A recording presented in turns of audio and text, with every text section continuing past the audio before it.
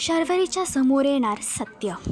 गौतम आणि आसावरीचं होणार का लग्न?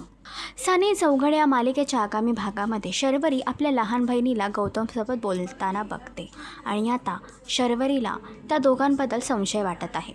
एवढंच नव्हे तर शर्वरी आपल्या लहान बहिणीवर हात देखील उचलते आणि आता तिच्या बहिणीने एका मोठ्या गोष्टीचा खुलासा केला आहे की आसावरी आणि गौतम या दोघांचं एकमेकांवरती प्रेम आहे. तर हे सत्य कळाल्यानंतर शर्वरी आपल्या बहिणीच्या बाबतीमध्ये नक्की कोणता निर्णय घेणार?